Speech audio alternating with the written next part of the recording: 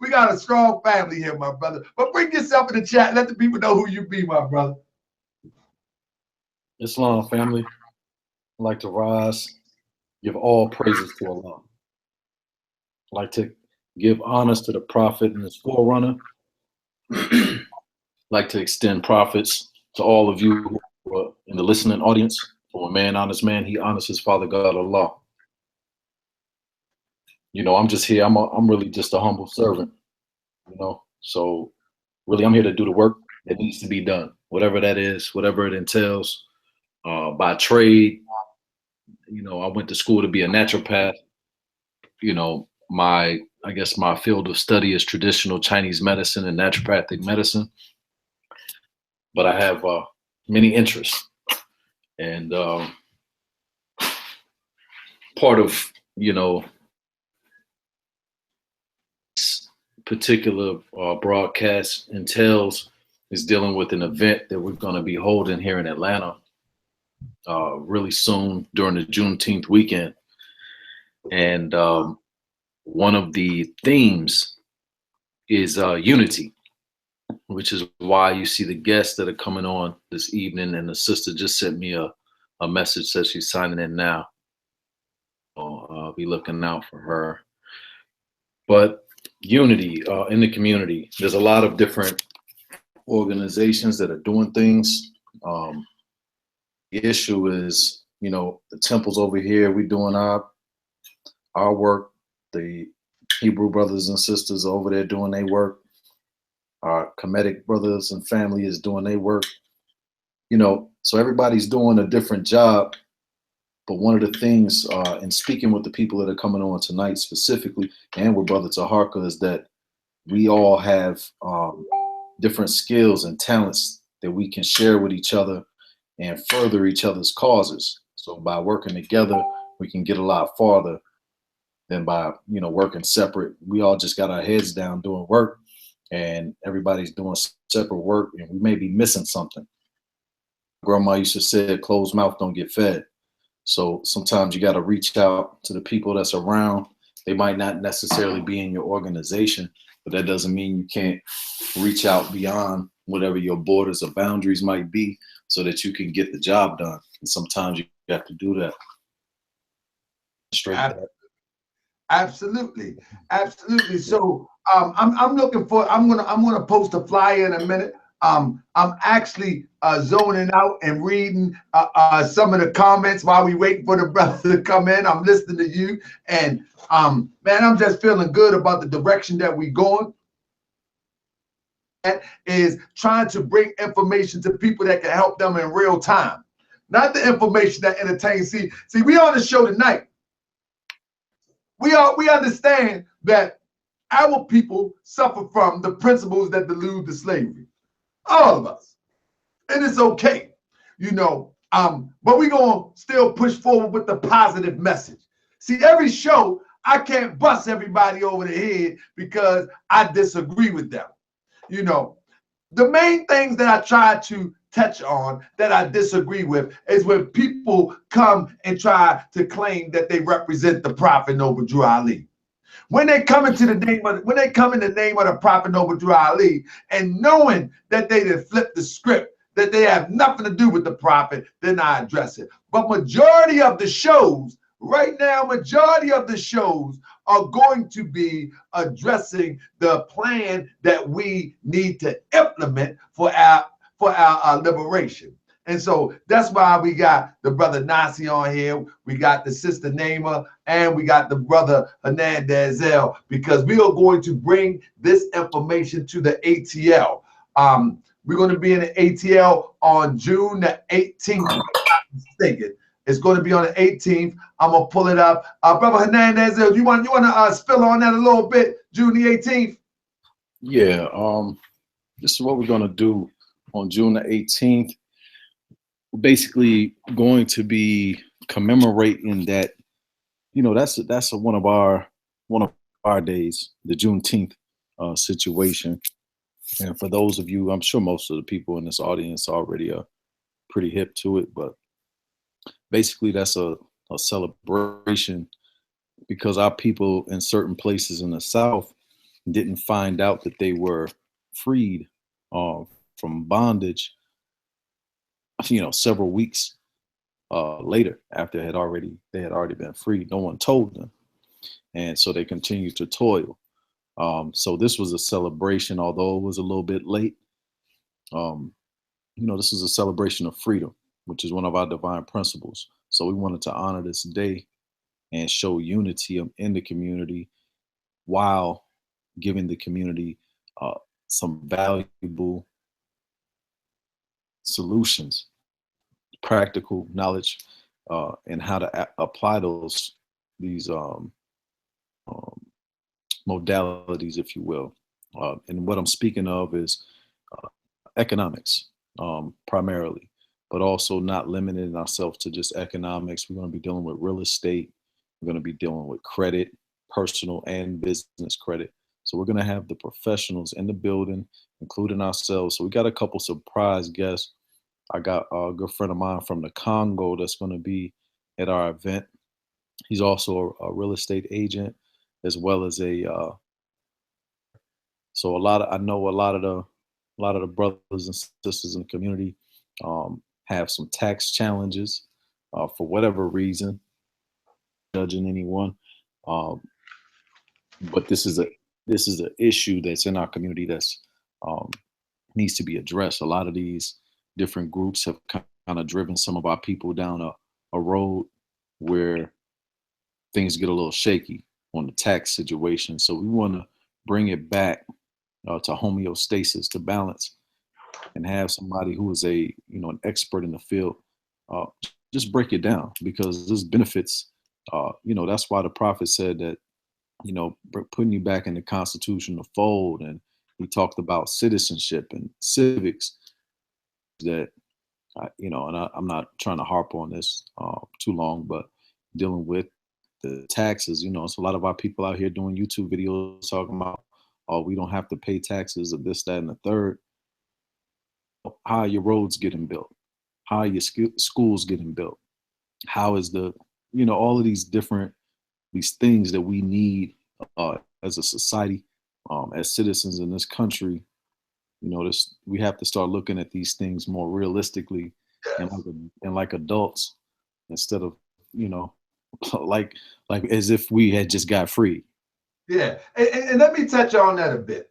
Sure. Because I shout out to my brother Roderick McClary-El. He said we need to be tax free. McClary-El, if we were tax free, you have to tell me where your poop gonna go and who gonna manage your poop. Not only your poop, but all of the millions of Moors, indigenous people of this country that take a poop every day. See, your tax dollars actually pay for your poop to be treated, so the diseases that happened during the Black Plague don't happen here. Now, yes, we've been dealt a weird hand at the hands of the oppressor. Yes, we have. But it's the facts remain. You poop every day. You enjoy riding on the pavement and not on gravel. You enjoy that. You enjoy walking down the sidewalk. You enjoy the streetlights to pump your gas at night. And I can go on and on and on and on. Of course, we've been dealt, we haven't been dealt a fair shake, of course. But in reality, if we were in power today or tomorrow, we would still have to pay taxes. Even in the temple, the Moorish Temple of America, the prophet had to implement a tax. So in a nation, whether we agree or disagree, we like to take a poop. You know what I mean? We like to take a poop. And the brother say, well, why is the church tax-free? Why is the church tax-free? Because the church is tax-free, but the people that go to the church, they pay the poop tax. The people that own the house, they pay the poop tax. You can start a nonprofit, and your nonprofit can be tax-free too. are an American citizen, you have that right. But when you go home, if you don't have your house underneath that 501c3, you got to pay property taxes. It's just what it is. Just what it is. And so, yeah, we don't want to harp on that.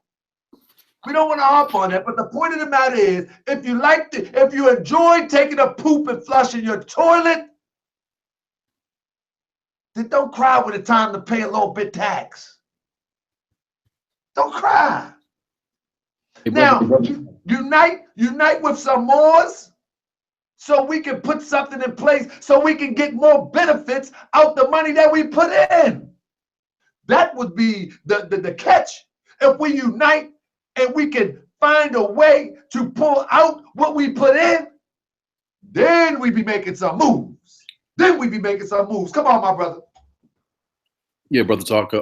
Sister Naima is trying to get in. She's saying the link. Okay. Tell her. Okay. Yeah, tell her inbox. I see her email. I'm going to send her a request to her email. Okay. Sometimes that link don't work like that. And if you've never been on the show, I have to email you and send you a request. If you've never been on the show, so I just sent her an invite. She should get it right now. If Nasi had the same problem, let me know. But so the point of the matter is that family. Let's say this while we waiting on the brother to get in. If we can come together, stop crying about the taxes, stop crying about the license, stop crying about this, stop propagating that, and propagate the unity piece. In our unity, there's strength. If we want to have a license, if we want to have driver's license that's exclusively ours, if we want tags that exclusively ours, 3,000, 4,000 people strong in each state can make that happen. But we don't have to go through the back door, one person at a time, sitting up there riding with a piece of paper, somebody that they digitally made up on the internet. They don't even own it themselves because they haven't printed it out. You just see the printed version. And I'm going to say this about unity. Unity is what you have in your heart and mind. It's not what other people are doing. Let's not worry about Moors that don't want to unite. Forget that. You unite.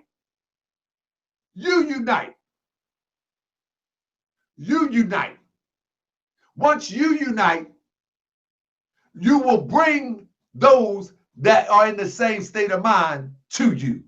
And then we can get some work done. You know what I mean? But long as you're worrying about Moors don't unite, oh, they like the church in there. Well, go in the temple and make it like the temple in which you foresee. That's just where I'm at with it. I say unite with Moors and we can do anything we want to do. The brother said, come up out of her, unite with Moors and we can do what we want to do.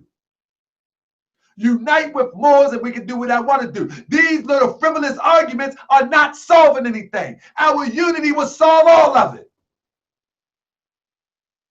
All these little frivolous arguments, I'm a part of the land, I'm part and parcel, that does nothing for an individual. That only works with a nation. That does nothing. With a printed out piece of paper saying you got the right to travel does nothing for an individual. Get you knocked upside your head. And somebody, oh, you scared to be that man? Come on, man. It ain't even about that. It's about being able to come together with your brothers and sisters and begin to plan. And if you got an L or Bay on your name, that planning starts in the temple. That's home base. You are in the temple, not just to learn and flip through the Holy Quran, the Moorish Science Temple of America, and the questionnaire, much respect due to it. Are you only in the temple? The brothers and the sisters that was in the temple during the Prophet Noble Drew Ali time, They was in there strategizing how to make a business successful. They was in there strategizing how to make their school successful. They was in there strategizing how to make sure that their economics be as strong as any other group of people. You know what I'm saying? So brother said, we are the temple. But brother, we got to come together.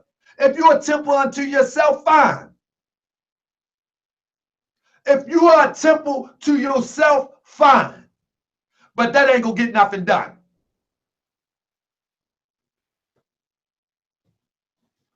If you are a temple to yourself, fine. That ain't gonna get nothing done. Unity will get everything done. Brother said, I agree with you, Talk, but after I heard, but unity can implement all that. Unity can implement all that. And that's the fact of the matter. You know what I mean? All the temples ain't gonna come together. You must be united right now. We can't wait for all of them to come together. You can't wait for them to come together. You must come together. Right here. Unity starts right here. In your mind. If you unite with me, we unite with them, they unite with us. We get 4,000 strong. We can make something happen in any city. We can make something happen in any city. I'm talking about any city. Well, all we need is 4,000 strong. In every major city, whatever we want done, we can get it done. And that's fact. That's fact. But guess what? You have never tried to unite that strong under the goals as set out by the prophet. So guess what? We haven't gotten anything done yet. You know what I mean? We haven't gotten anything done yet. You know what I'm saying? So the point of the matter is that, I'm sorry. The point of the matter is we haven't got anything done yet because we have not followed the plan of the prophet Noble Drew Ali. If you got an El Obey on your name and we have not accomplished nothing, that means we have not been following the plan of the prophet Noble Drew Ali. That's plain and simple. You can tell it to your grand sheikh. You can tell it to your member. If we have not accomplished what the prophet Noble Drew Ali accomplished in 3 years, and we've been around for the longest time following the teachings of the prophet, maybe we ain't got it right. And I know where we ain't got it right. We worried about everybody else uniting when we have to unite within ourselves and understand that our people has an illness. You don't throw your child away with an illness. You don't throw your cousin away with an illness. You understand the illness. The illness that we have, we suffer from the principles that delude to slavery. That's an illness. You don't throw your mentally ill cousin away. You don't look at your mentally ill cousin and say, oh, he won't do right by me. Question, why don't the temples come together with whether it's in person or online and come up with these things we need so we won't be any wolves taking on their own? Brother, the thing is, money for Moors. We can't worry about them. They've been doing that for over 30 years. Money for Moors, unite with me. And then we unite with my brother McLean-El. And then we unite with Nkosi. And then we unite with my brother Hernandez-El. And then we unite with Hicks Bay. And on and on and on and on. Let's stop worrying about those who don't want to unite. They've been in these temples for 30 and 40 years doing the same thing. Now, either we gonna press the envelope, either we gonna push the envelope, or we not. Or we not. Either we gonna say we gonna unite right here in the mind, or we not. Period, point blank. That's just what it is. We gotta understand that unity is everything. I think that should be the gospel right now. I think that should be the total gospel right now. The total gospel should be unity. Period, point blank. That should be the gospel. And all that other stuff, it ain't gonna work without unity. Trust me on that one. Just not going to work. It's not going to work without unity. You know, we can go on and on for days. My thing is this. If we had the bright minds like Kush to do all the things that they do within the respect of the prophet Noble Ali in the temple, we would have some strong stuff going down the pipe. And I'm talking about the good stuff, you know, writing a bill. That's good. They said they wrote a bill. That's a nice thing. That's a nice thing. They wrote a bill. Imagine if they wrote a bill within the body of the Moorish Temple of America and had 3,000 to 4,000 people behind it. Imagine this. R.V. Bay Productions was in the Moorish Temple of America, and all of that literature, some of the money was made to put aside to build a university. We had 20, 30 years of this. 20, 30 years of this. A young boy said when I was in the rides, he said, this went on for 40 years. He was 21 years old. He was 21 years old. He said, this went on for 40 years. They've been killing us for 40 years. Now, if a young guy, 21 years old, saying this, we know it's been going on in the Moorish Temple of America. We know it's not at the standard where the prophet left it and where it's supposed to be. But we can't study that. We can't stay stuck there. We must unite. Unity starts in the heart and in the mind. You must know that we are the children of one Father, that we are bound by cords, that we are connected. And no matter what the other person does, the unity must be in your heart.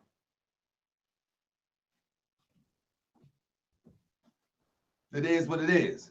The unity got to be in your heart. So I think they're trying to get in now. I just sent two more. I just sent two more requests out there. So hopefully they can get it now. But nevertheless, I don't mind talking. I don't mind talking. We wait for the brother and sister come in. They have a problem with the link, and that's how they do. They don't want the Hebrew and the Moors unite. They don't want that. They don't want that. They don't want that. Because see, one thing about the Hebrews ain't going for that black piece either. The Moors ain't going for that black piece either. We got things to do. Yeah. Now, then he said, the prophet left us our Yashuv-Els. McClaren L. Tribes of Toronto, Islam. Listen, the time is now, family, that in your neighborhood, in your temples, in your circles, you must teach the process of uniting. And don't let nobody put them things in your head that they are doing this, they are doing that, but this, but that. The Moors act like they are in the church. The Moors this. Go in the temple and demand a difference to be happened. The demand change. If you, look, real quick. We read the Holy Quran of the Moorish Temple of America. The Bali prepared by the noble prophet, Drew Ali. And in this pamphlet, when I teach this pamphlet and it talk about the life of Jesus and John, I tell people in my temple, I say, listen, this story is not about them 2,000 years ago.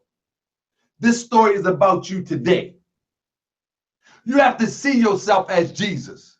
You have to see yourself as John. Whether you believe in Jesus literally, figuratively, or even metaphorically, look at the story and the principles of the story, and you become Jesus.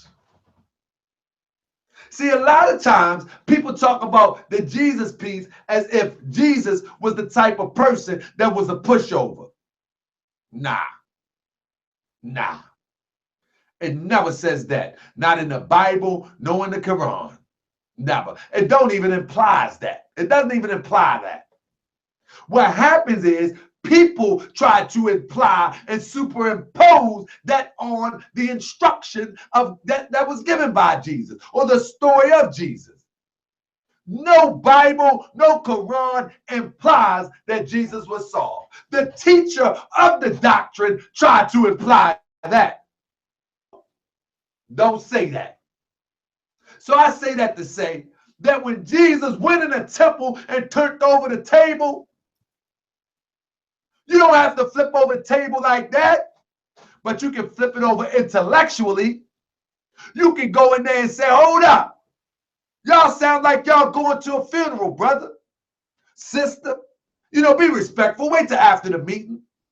Say, man, I can't bring no young people in here and y'all sound like y'all going to a funeral. That's how change is going to happen.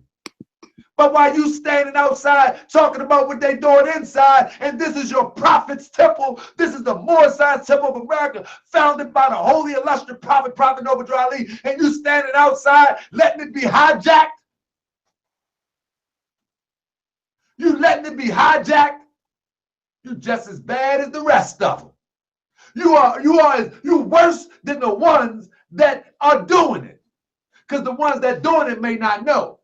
But you acknowledge it and you let it happen by standing on the outside saying, look at them.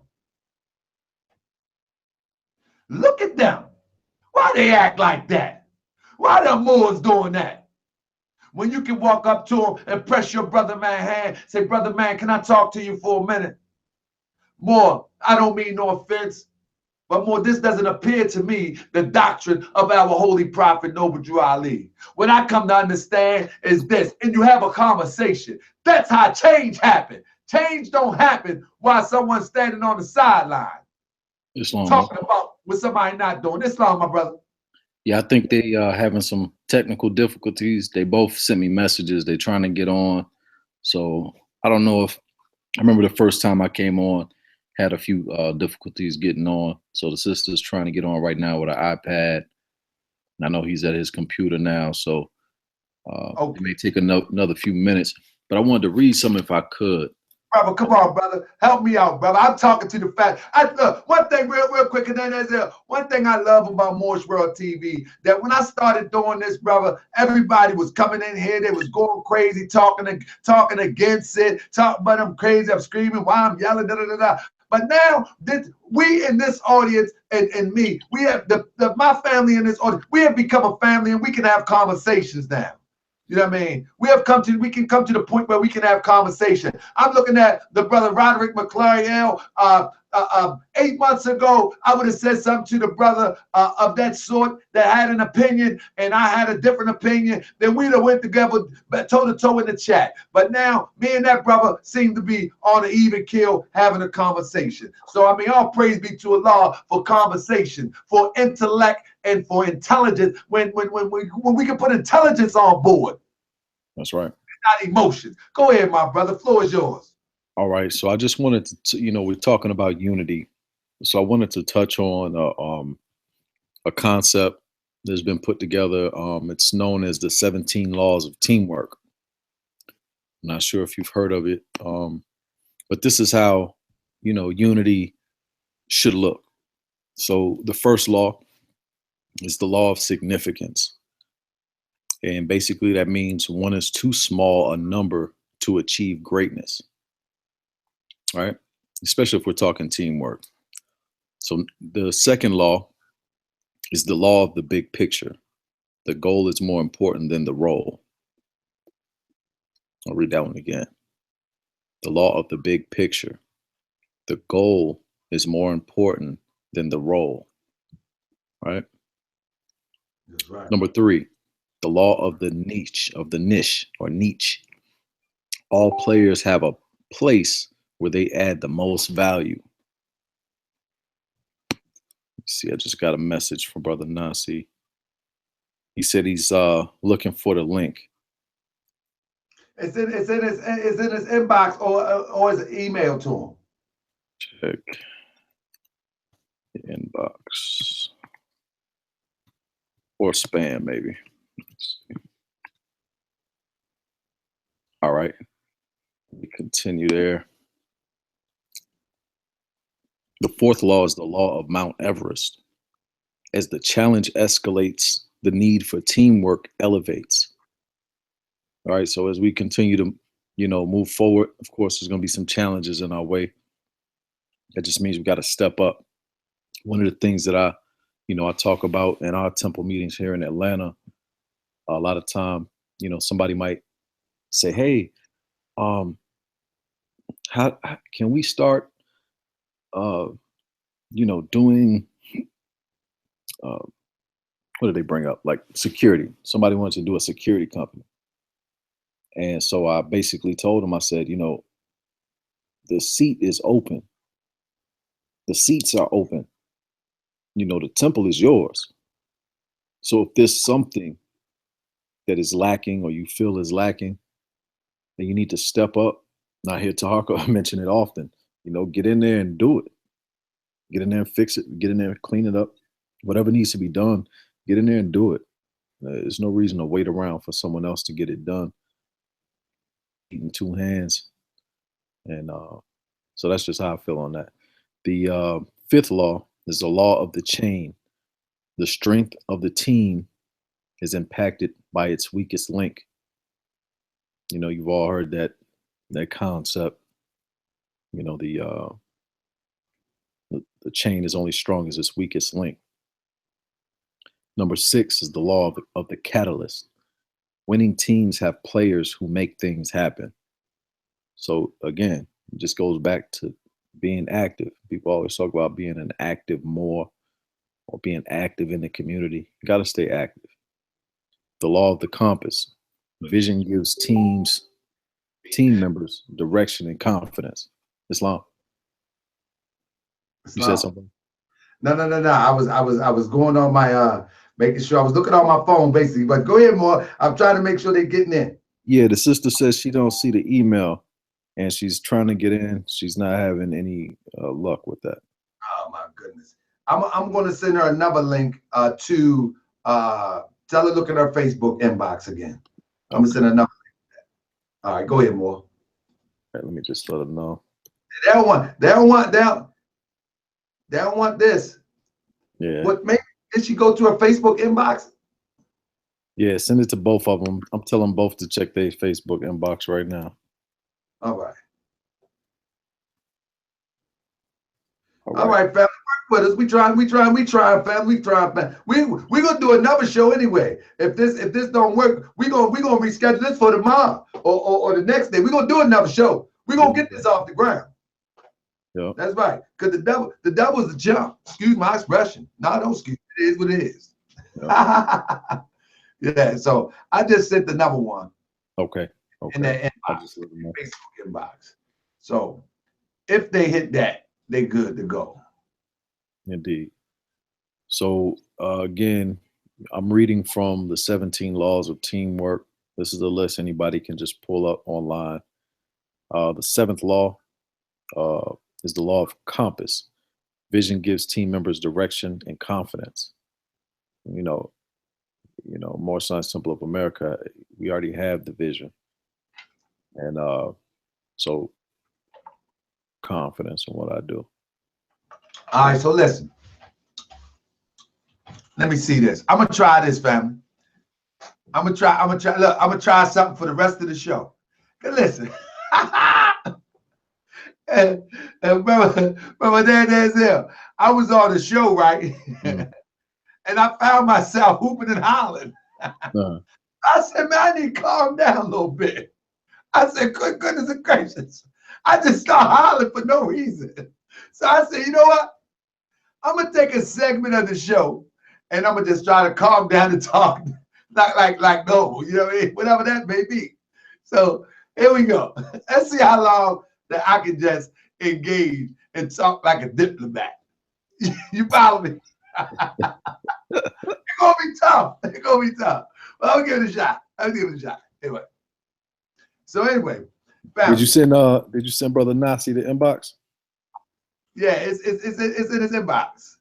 I just tell him go to Facebook and in his inbox. It's right there. If he tap it, it should bring him right in if he got a Gmail account. So here we go. So family. The Moorish Temple of America. Prophet Noble Ali saying he came He come with the divine plan for the ages. Follow me? He come with the divine plan for the ages. What exactly does that mean? As I say, what's up, D-Red? As I say, I think unity is the key to all our success. And unity going to start within yourself to be able to find and seek out those like-minded people in order for us to be a success. Then the divine plan of the ages can be activated.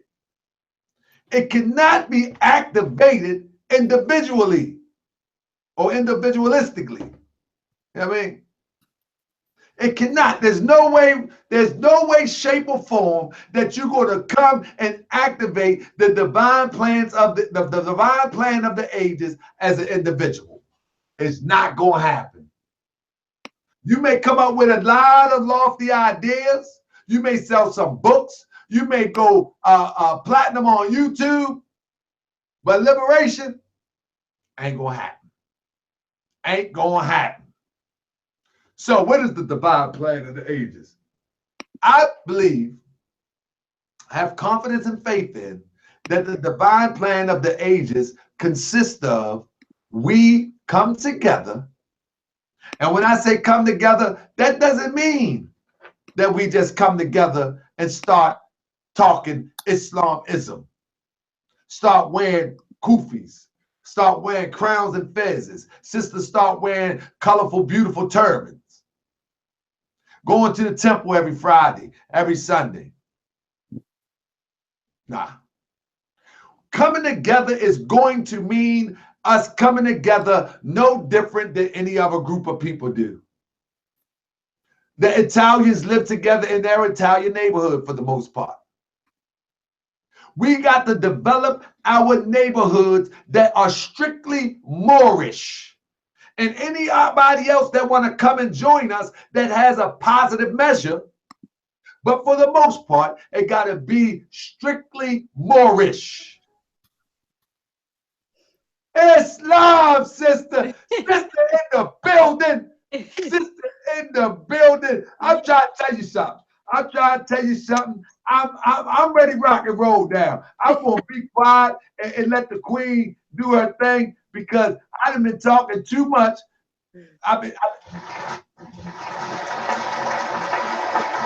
Sister in the building. Yeah, it took a lot, but I'm here. Yeah. I am here. And so, and let me, I told a little fib because I'm going to finish this line real quick.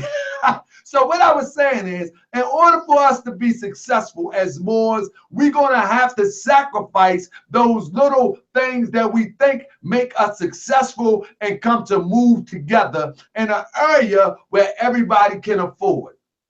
All those who wish to be united, meaning this. In Baltimore, I'm carving out a spot whereas though all Moors that is interested in the unity piece can come and live together next door. So when I walk out my door, I say Islam to another Moor. When I walk out my door, that little child with the turban or the fez on the way to school, gonna be all right. That black fez is at the end of the corner like FOI was back in the early 90s in the projects. No different than when in the Jewish communities, you go into the Jewish community, they got their own security. Black fez on deck. We take one block, then the next block, then the next block. Then we create a block vote. And then everything after that is ours. We have to come to live together. We got to stop living across town from each other and thinking that we got some unity. That ain't unity in 2017. 2017 unity is that we must be elbow to elbow. Just like the Chinese in Chinatown. Just like the Mexicans come from Mexico and they find a little area and they make it theirs. It's time for the Moors to find an area and make it theirs. It is what it is, or we are not going to be successful. What we're going to do is have this random thing going on and keep spewing this rhetoric that we're Moors, we're indigenous, we're proud, we got a right to travel. Everybody broke, everybody crying that the policy enforcers locking them up, kidnapping them, talking crazy. Time to let that stuff go. But with that, let me bring my sister. Sister, I haven't met you. It's my pleasure to meet you. Now, I'm going to let you introduce yourself, although you don't come with no introduction because they call Beauty is her name. Now, it's nonsense. I don't know if you know Tahaka Bay. I got to call it how I see it. It is what it is. Beauty is her name. But sister, the floor is yours. Please introduce yourself to the family, please. Peace, family, and grand love. I am Dr. Naima Nefertiti Royal, coming to you guys live to talk about building, politics, wealth, coming together, and unity. That's what this is, what time it is. It's time for us to rebuild. It's time for us to build up, build around, across, and wherever we need to build. We need to be doing that immediately. We no longer have time for separatism. We don't have time for that anymore. We don't have time for egotism. We don't have time for any of that anymore. The time is now for us to come together, put aside our differences, put aside our envies, our jealousies, because I tell you what, jealousy is not going to feed you. Envy is not going to feed you. It's not going to build a nation. It's not going to create anything for you or your family. So right now, anything that is not of high vibrational love and unity and peace and family and community, we need to put it aside so we can start to build something powerful that will stand the test of time. That's what I'm talking about. That's what I'm talking about. Yeah. And let me tell you something. This is such an honor, because sister, believe it or not, I've been doing this for about a year now. Oh yeah, we done took over the internet. We the Moorish channel, the Moorish American channel took over the internet. We took over Facebook some kind of way. But you are the first sister to be on the channel, and that is an honor. I've been trying to get sisters on this channel for the longest, and every sister turned me down and say, well, not yet, I'm not ready yet. I understand. How are we going to build a nation without the sisters? Well, we need the sisters. It's we're the glue that binds it all together. Good night. Oh. We're the glue. So without the glue, it's not big. Hey, sister, let me tell you something.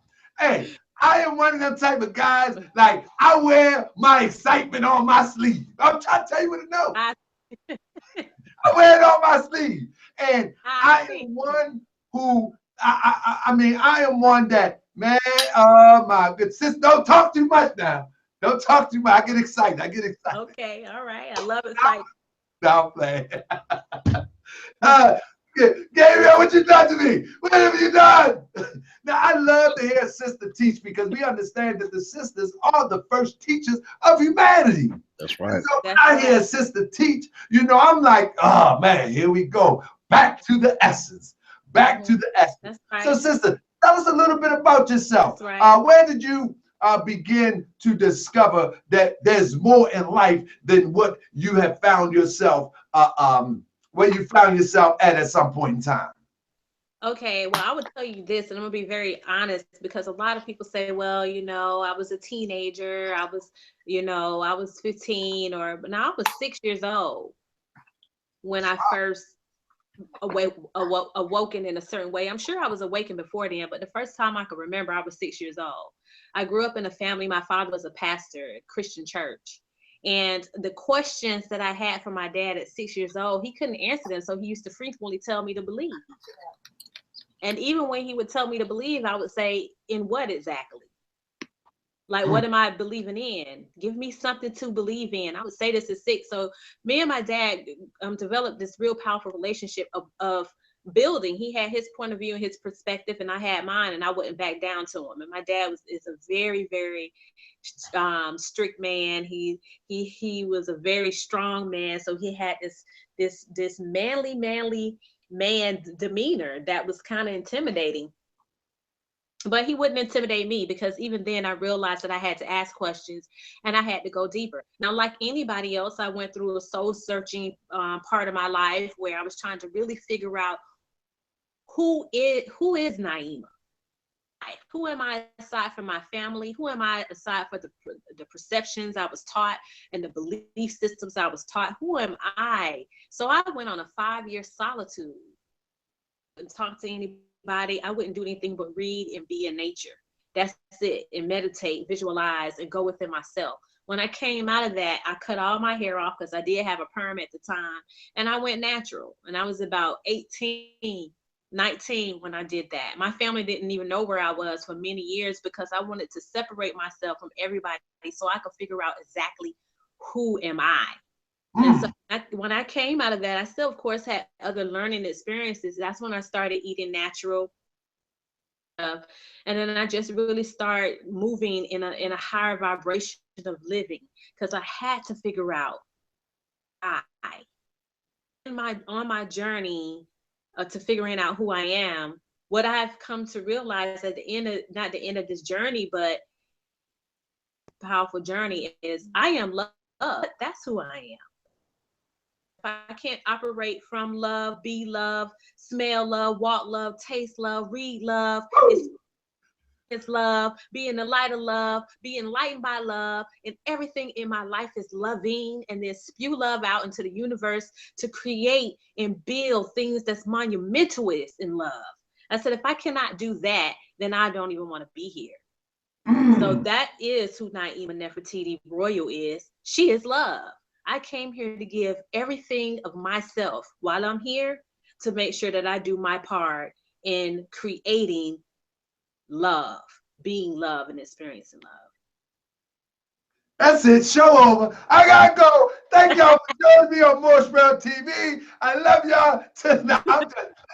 I don't know what to say after that. Brother Hernandez-El, please take it. I don't know what to say. Sister Dawn Wright-El. When I talk to Sister Dawn Wright-El, that's just how she talk. She talk with that passion. She talk with that conviction. Whereas though you ain't got to say, well, sister, let me ask you this. You just like, right? Hey, brother, that's why she's here, brother. Hey, she's been to the temple too. Hey, bro. Hey, bro. I don't know what to say. I'm dumbfounded. That's right. The Uncle Bear got nothing to say. Allahu Akbar. No, I'm playing. But anyway, we got an event coming up, sis, and I will meet you in person on June the 18th.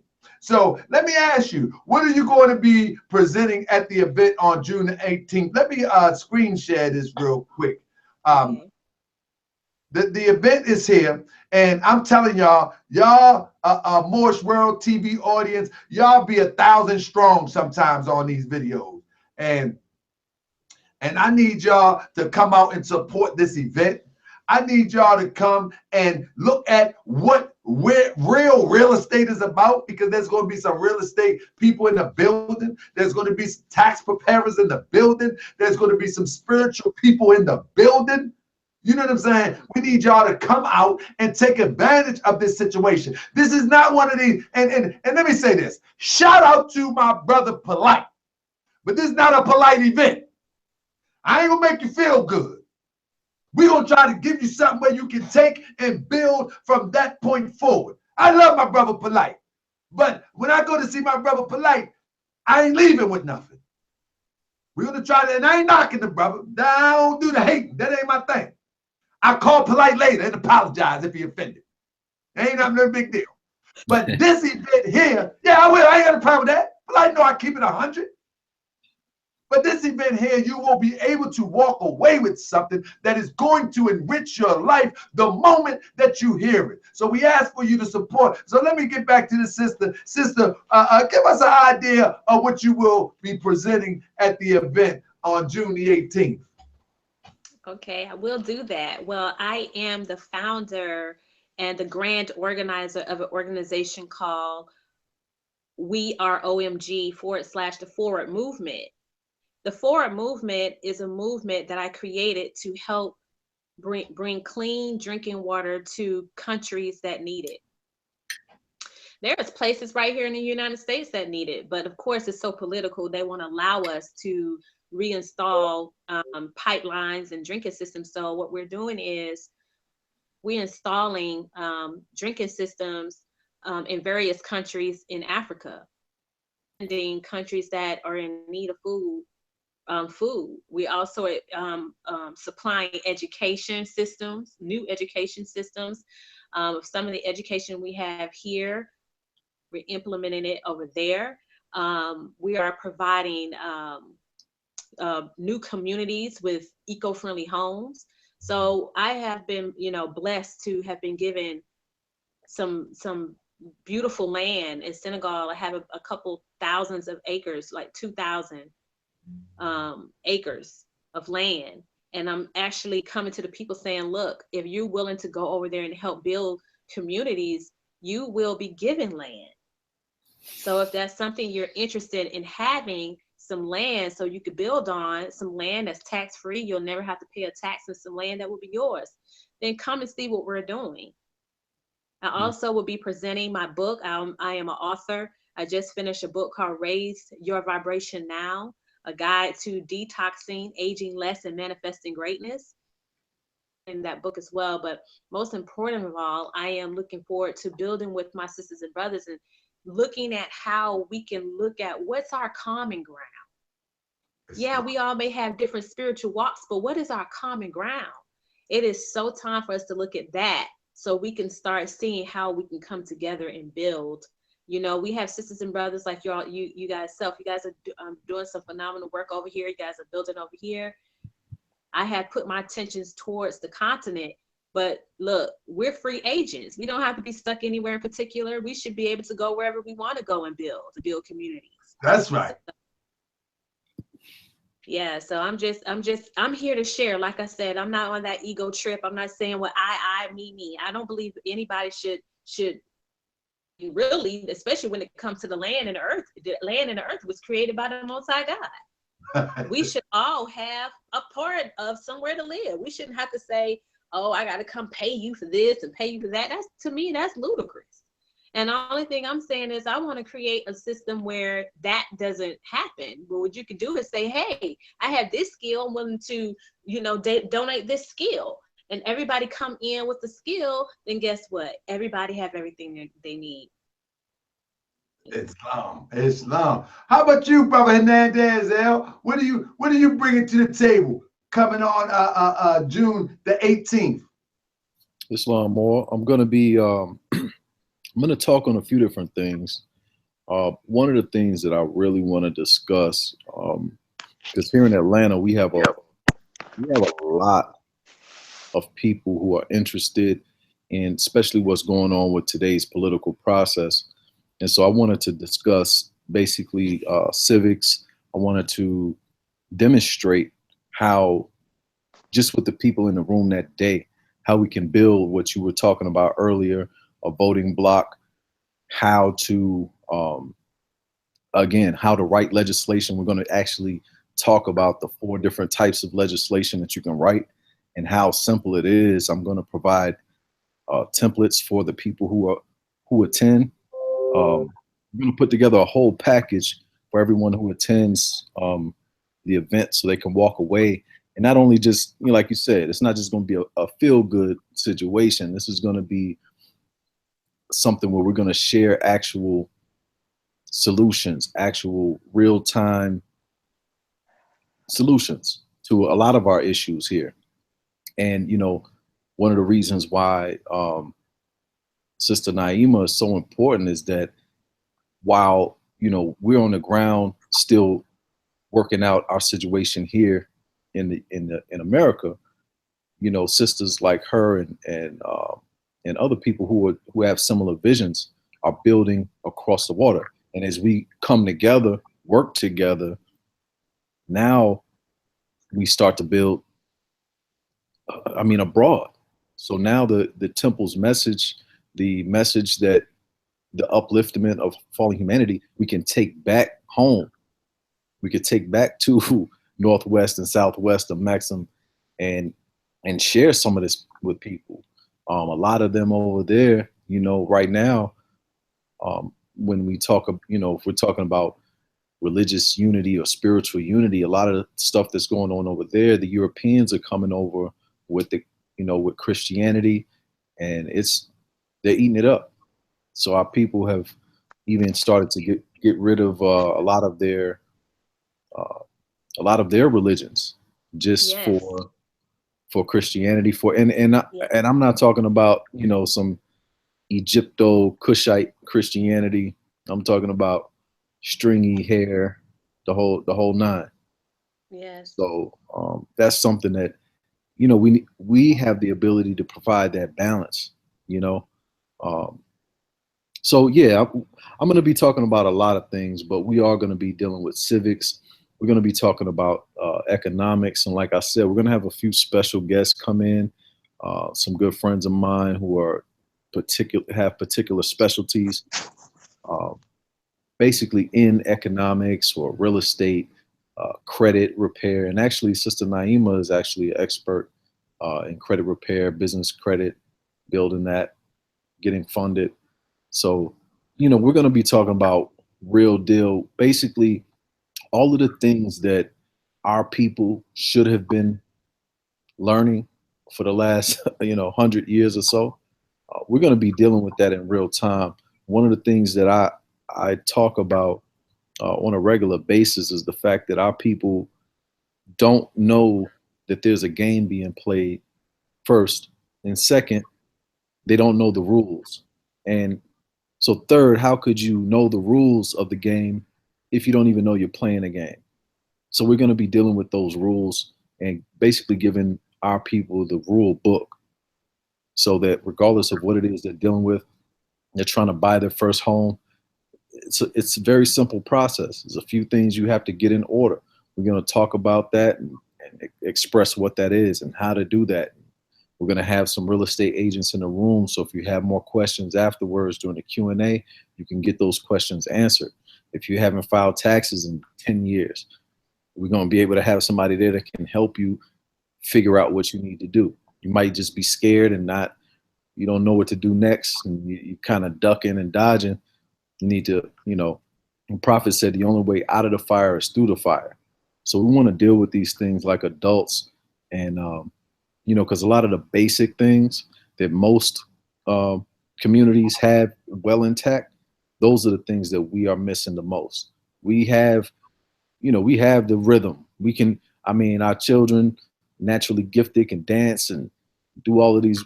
But we got to work on. I remember I was working at this vegetarian restaurant here in Atlanta some years ago, and I walked past the table, and it was a Jewish man speaking to his child, couldn't have been more than 8, 9 years old. And they were talking about stocks, bonds, investing, saving. And I'm ear hustling, I'm taking notes. But this is a conversation to an 8-year-old child.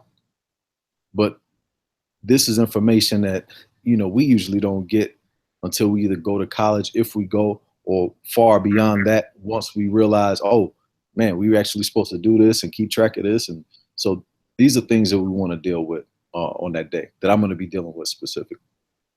Man, that is big. Let me say real quick. That's big. And family, listen to this. If y'all are in the ATL area, I encourage you to come out. What I'm going to be doing, I'm going to be hosting the event. I'm going to be hosting the event, and I'm going to add my 2 cents. I got 2 cents. I can be worried about, y'all worry about all these big papers. Let me get my $2. Yeah, I'm going to add my 2 cents too. So I'm going to be hosting the event. I'm going to be giving away some T-shirts. I'm going to be encouraging. I'll be giving away some literature. I'll be doing some things and encouraging people to get united, to become united. Because as I was talking about, I'm just meeting the sister on the channel today. You know what I mean? And as I was talking about what I'm doing here in Baltimore on the strength of uniting and living together, and the sister's talking about what she's doing across the water. What happens then is that now we have a trade route again.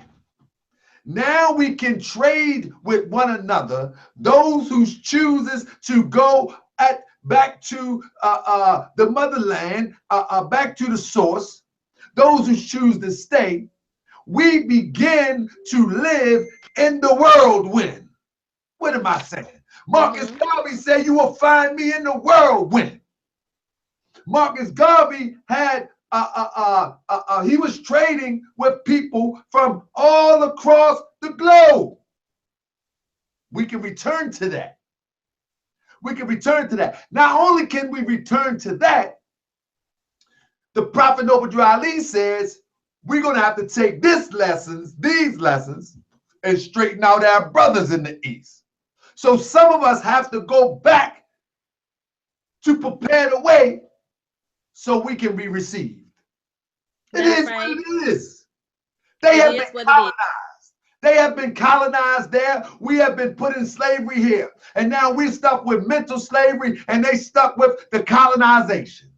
So those who have evolved their mind to the point that they have awakening, some got to go in there, prepare the way. The Prophet Noble Ali said, purity must pave the way for love. It is what it is. And so we have got to understand that these lessons are not for the 1920s. These lessons, they worked in the 1920s, but they for 2017 and beyond.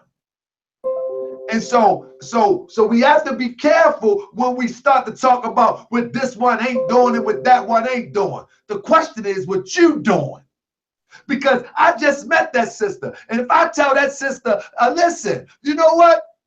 Remember I told you I was creating a Moorish community in Baltimore? Well, it's together. It's on the ground rolling. And she looked at me and said, well, yeah, you remember I was telling you about that land? Well, we have a community there too. You know that we produce A, B, C, and D. You know that we can export that. Anything that you can import to us, here we go. We're starting to build just like any other nation. Until we're able to build and compete, we're just YouTube hustlers. We're just internet prophets. That's right. We need to build in real time on the ground. Anything you want to add to it, sis? Well, I'm just in total agreement with you right now because, like I was saying in my opening statement, we're going to have to learn how to really work together on our commonalities. A lot of times we get stuck in our little groups. You know, I'm only going to deal with the people in this group and that group. But then what we're doing is we're putting ourselves in such a small box. We're limiting ourselves from the grand scheme of how powerful we could be, because we are powerful and we're the majority. Let's talk about the reality. We're the melanated people. We are the majority. And we've been programmed so much to think that we the minority, that we actually been behaving like we the minority by making ourselves minority, by putting ourselves in minority boxes. That's right. So whatever it is you choose, whatever walk of spiritual life you choose, that should have nothing to do with how you handle and work with and unite with your brothers and sisters, though. You're absolutely right. And I'm telling you, I feel so. See, I am what you would call a super Moor. I am one of them guys that I know without a doubt or contradiction, the plan of Prophet Noble Drew Ali is workable. It is workable. And it's not something complicated. We have complicated it. And what you're talking is the same plan. You're talking the same exact plan. But what happens is those that don't want to work, they will find the division, the divisiveness, as opposed to things that bring us together. As I was saying, those are the people we need to drop. See, we need to be not afraid to drop. Yes, we say the same thing. Good night. Good choices. You just got to learn how to cut it. You know, I've been doing that lately. I am such a loving being that sometimes people think it's a weakness. But I'm gonna tell you something about love. Love don't play no games either, because love will time you out and put you in the corner. And love would say, for your own benefit, I'm gonna leave you alone, because I Yeah. have too many other people to protect to let one or two people infiltrate on some BS. So I will cut you because I know I have other people to protect. So I mean, I'm loving, but I'm not with the BS at all. I had a talk with somebody today, and I said the same thing. I said the Prophet Noble Ali teaches us that we must learn to love instead of hate. That love is an intelligent love, meaning that if I know that you are going to be toxic to me as an individual, be toxic to me as a family and as a nation, then I got to get rid of that toxic. That's right. I got to get rid of that because it's counterproductive to what I'm trying to do as an individual, as a family, as a nation. Just got to get rid of that. And now that doesn't mean I don't love you. Now I love you in a type of way that you cannot affect me or the mission that I'm called to do. That's right. Now when you want to conform to the mission, come on home. But while you talk crazy, man, go on over there where the crazy people talk. They live in crazy land. Go on over there. Go on over there. Because over here, we upright, independent, and fearless. And we're going to build something that when we leave here, that the next generation can carry on and continue to build. The generation before us, they didn't leave us much. Let's keep it 100. I don't care if you Moor. I don't care if you say you Black Power. I don't care if you Hebrew. I don't care what you say you are. The generations before us did not leave us much to build off. They left us philosophical approaches. They left us spiritual systems that they grabbed from our elders or from the ancient ancestors. But I'm talking about tangible in real time that I can open up the school and say, man, let's expand this school now. It's been around since 1932. We ain't got that. We ain't got that. But this generation, I am convinced that this generation will leave something where the next generation can say, you know what? They built that in 2017. It's 2050. Come on now. We gotta take this a step further. We don't have that. We have to be the first to take it to the next level. That's indeed, sis. That's true. The beautiful thing about our generation is the fact that most of us was born during a time where a lot of building was going on before crack infiltrated our communities and massive amount of alcohol and them creating trumped up charges to throw most of our Black men in jail. Before that epidemic, our people, they were building, you know what I'm saying? To just a little bit to their defense, they were building, but so many of our infiltrated, so many, you know, because of that lack of unity and that lack of love, that lack of, you know what, I am willing to die before I turn this person in. I'll be willing to die before I break down a whole working system, you know. But, you know, since we were infiltrated, they did start to build, but a lot of us were actually either born during that time or conceived during that time. And what we're doing now is picking up the baton and say, you know what, this show isn't over, because we're grown now. And we're real willing to take this baton and bridge the gap and further this work. And we also understand more so than ever that we're in an economic war. That's right. That's right. This is an economic war, because without economics, what could you build? You can't build anything without some type of economics, unless you got a real strong monitoring system going on. Sister, you know what I'm saying? Ooh, me and a client of mine was talking today, and we was having a conversation, and I said, for a lot of the Moors, I'm the Malcolm X of the Moors, and a lot of Moors, they the Martin Luther Kings. And I didn't name no names. I just said, man, I'm just a go hard type of brother. It is what it is, you know. But when I look back at the powerful movement of Dr. Martin Luther King, one of the things that we must critique, I think, is that integration piece. Before the integration came along, we educated our children. There were Black Wall Street.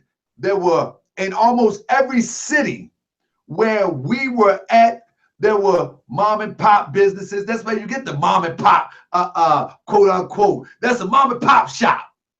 All of these sorts of businesses, and like you said with the infiltration, when we was convinced to integrate, we were convinced to believe that somebody's ice was colder than ours. Like that ice is colder than ours. That's insane.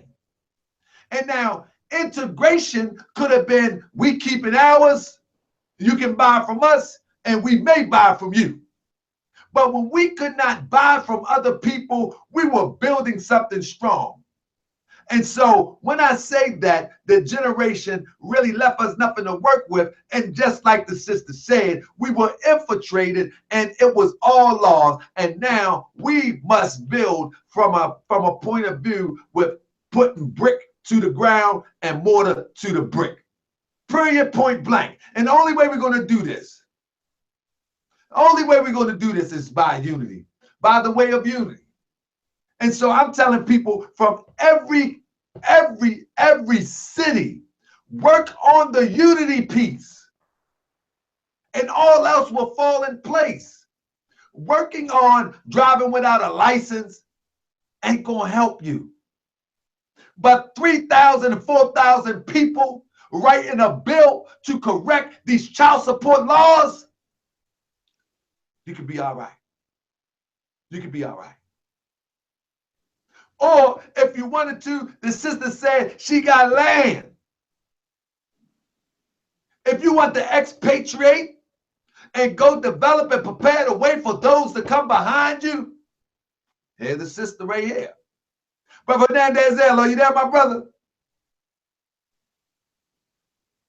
Brother Hernandez-El, I think the brother drinking some of them veggie smoothies. That's what he doing. See what he do? I was going through his page. Listen, I was going through his page, and he was holding up this old veggie stuff and these old smoothies. He had these blenders and all that. And I said to myself, this is the calling of Allah, because I don't want to eat no flesh no more. I don't want to eat nothing. I don't want nothing to do with no flesh no more. And so I looked at the brother page and come to find out the brother is a professional veggie, vegan chef. Where they do that at?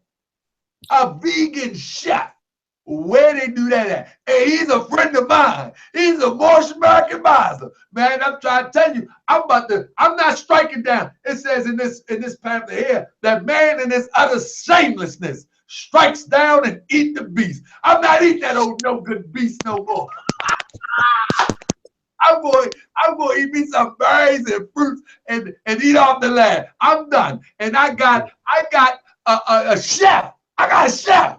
Y'all ain't like Moorish World TV. Y'all ain't got no vegan chef. I got one. Vegan chef, come to the front, brother. That's right. Hey, brother, tell me something about that vegan chef stuff you be doing. I seen your pictures, brother, and you look like you know a little something. Pictures speak 1,000 words, and they were speaking millions of words to me. Brother, can you tell us a little bit about that, my brother? I'm excited about that. I don't want to eat no more bloody flesh. Help me out, brother, and those else that's tired of eating that bloody flesh, brother. Talk to me. Indeed. Basically kind of simple. When I started school, studying Chinese medicine in 1999, I put myself through school as a chef. So I had already been in the restaurant business maybe a year and a half, and got into the Atlanta chef program, studied under a few really good chefs here, had a chance to study under actually two of the top vegan chefs in the country at the time, but they happened to be living in Atlanta. So while I was studying nutrition and naturopathic medicine and acupuncture, I was working as a chef. And also I had managed a place called Natural Marketplace, which was the very first organic juice bar. It was actually a grocery store, but they housed the first organic juice bar in Atlanta. And so, I was just in the mix, and little by little, I was already on the path to becoming vegetarian or vegan. And so by the time I was 19, I got to a point, actually I was setting up for a lecture at Natural Marketplace, and we had a gentleman come in, and he had a book called Unplug Your Refrigerator. And he was a chiropractor and a nutritionist. And he broke it down scientifically to such a point where my stomach got upset because I had just ate some turkey wings the night before. So I was thinking about what they were doing inside my belly. And that was pretty much the last straw for me. And from that point. Oh, bro, what was they doing in your body, brother? Please. All right, okay. Don't give me the weak version. I need the raw version. Okay, I didn't want to upset anyone, but I'll go ahead. They got me upset. They striking down eating the beast. The prophet said don't strike down eating the beast. Here we go.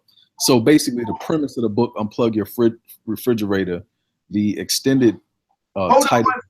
Peace and love, family. Peace and love, family. Who I'm talking to? Here we go. This is the guy that stood polite to the wall. Shalom, my brother. How you doing?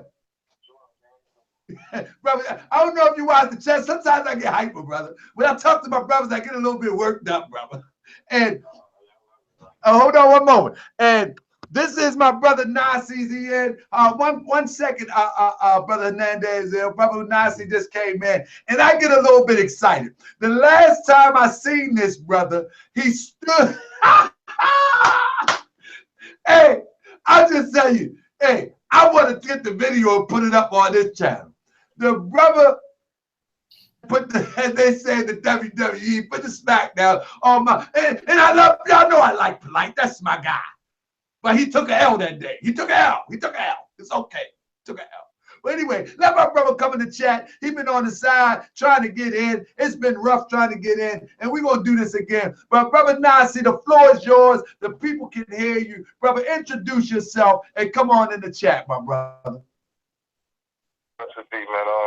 My name is Nasi Yashuv-El of Sherman 12 Atlanta and Shema Israel, New York City. Thanking my brothers Tahaka and G.Hernandez-El for allowing me to be on the show.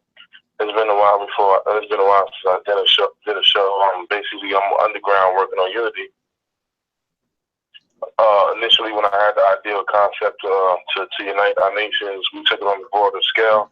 And you know what happens when you try to unite on the broader scale and do it through the public eye using social media. You get a lot of actually what we're supposed to be doing, a lot of distractions, and a lot of people that come in because they don't want to see it happen. Anytime blacks unite, that is the access of liberation. Anytime we come together and we're talking about liberation and autonomy, such as Isaiah, the 10th chapter, 27th verse speaks about, it says, when we break away from the hands of the oppressor, ye shall be liberated.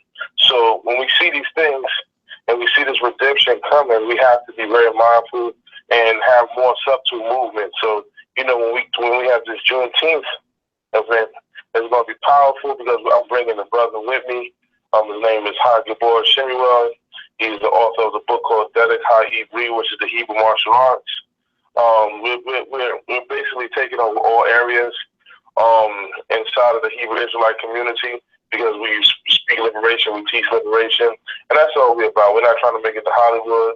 We're not trying to make it to any other places, rather than liberating our people and getting our own communities and having our own society and breaking the sociological norms of what these basically structural functionalism is causing us to behave certain ways. So we're the ones who's going to show the dysfunction in the structure and try to change up and shake things up. But sometimes you have to be underground to shake these things up, because a lot of people that's out there are doing it on a public scale. And that sometimes is just for the masses to follow and people to watch and get likes. And it's not serious. It's not those who sacrifice themselves. So, you know, we got a lot of stuff that we try to do. Me and G.Hernandez is working on a few things that's going to blow people's minds. Hopefully, Brother Tahaka, me and you can link up and get some things going and get the ball rolling, you know, so we can do things for our people and for our nation, you know. It's time to bring real liberation back. Those who sacrifice their life, their time to save people, to be salvation in the eyes of people, and those who want people to prosper and uplift others. You know, we only as good as how we make people around us. And that's, you know, like kind of like my new model, my new MO. So I hope that I can be an upliftment to you brothers, and y'all can do the same for me in this friendship and this work that we're trying to accomplish and liberating our people. You know, we're not trying to throw an event and nothing comes from the event. Our event has purpose, and it's things that's going to be done during the event. There's going to be things done surrounding the event. We're trying to liberate our people. We're training people for survival. We're training them in mixed martial arts. We're doing a lot of things in these areas. We're also training our people how to grow food, how to eat. So this is a journey that we need a lot of people, and sometimes we just don't have the financial backing. We don't have enough hands on deck, and we're trying to get that momentum and that support under us so we can get this community and this village off the ground. Brother, you just said a mouthful, brother, and I look forward to coming down. I look forward to coming down and getting within the strategy as designed by you brothers in the ATL and sisters in the ATL, because some of my ideas in here in Baltimore need to be refined a little bit. I've been refining myself. I'll be bouncing them off this brother and that brother, and I'll be working. So it'd be a pleasure to bounce some of my ideas off and be able to assist you in any way, and you be able to assist me so we can connect from state to state. Like whatever's going on in Atlanta, it should be happening in Baltimore. It should also be happening in New York. It should be happening, and we should have a network of the same plan being implemented at the same darn time. You follow me, brother?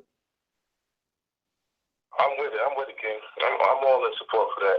Yeah, that's where I'm at with it. You know, I'm on YouTube. I do YouTube because I find that YouTube and social media is a powerful medium that can reach out and connect the bridge so we can get those who are really interested to step up to the plate. And so those that are really interested,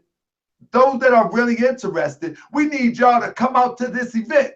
We need y'all to come and support this event. We need y'all to come out and take your place in the affairs of men and women. Because we cannot do, for instance, we come out and do an event. This ain't about no money. I'm going to tell you now. I believe and got confidence that everybody on this panel have enough skills and blessed enough to do other things to make money. That's just what it is. This is for the uplifting and the liberation of our people with a contingency plan after the event. Like, I'm not going to do an event. I'm not going to commit myself to an event where we plan something and we walk away and we off to the next city. Nah. We're going to take some emails. We're going to do some networking. We're going to make sure that this thing goes on until we build something on the ground amongst and for one another. That's just what it is. That's just where I'm at. Or I ain't going to be a part of it. I ain't got no time for it. Brother Hernandez-El can tell you how I roll. I ain't got no time for, like, on the internet, on YouTube. Yeah, okay, whatever. But I talked to Brother Hernandez-El today.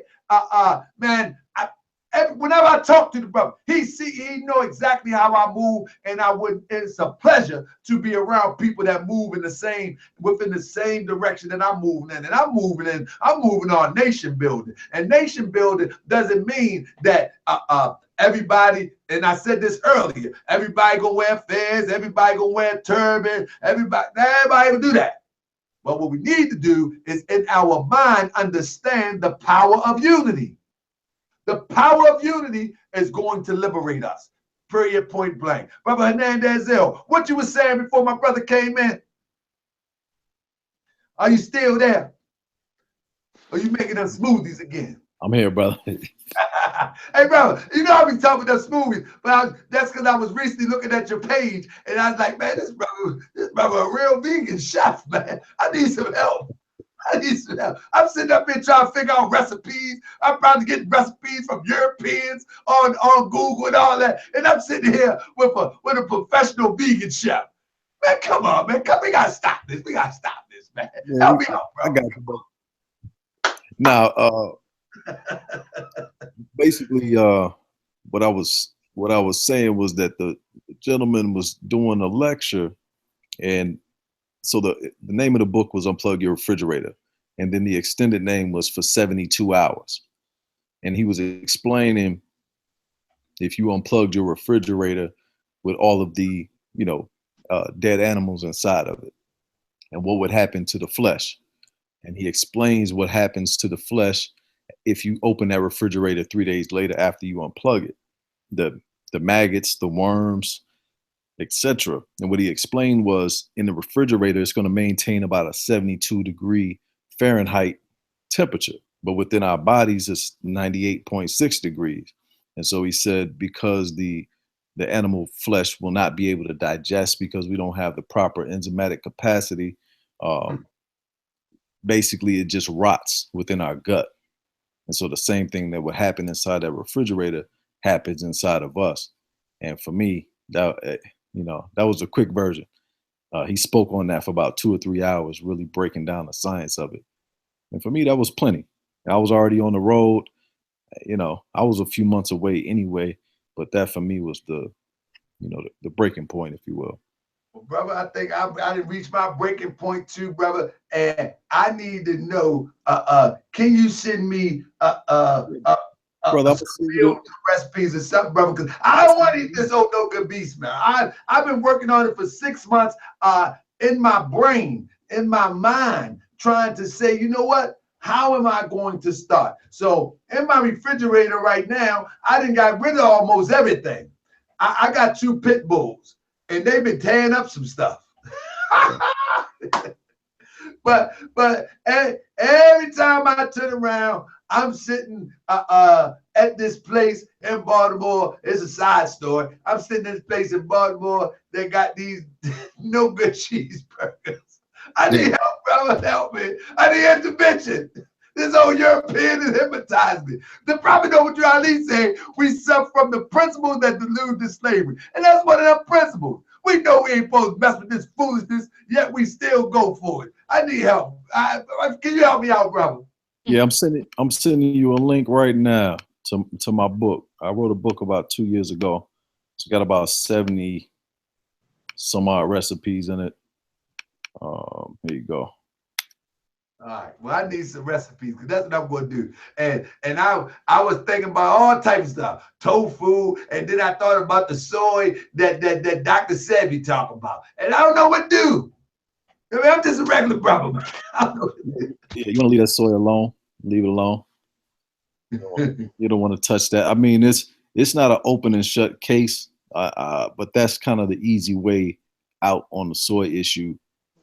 Most people don't really know the history of soy.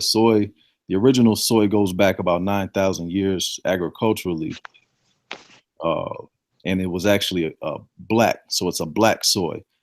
That black soy about 500 years ago was started to be tampered with. They had the yellow soy, now they have the white soy. So those are definitely hybrid and moving into the GMO side of things. And as far as the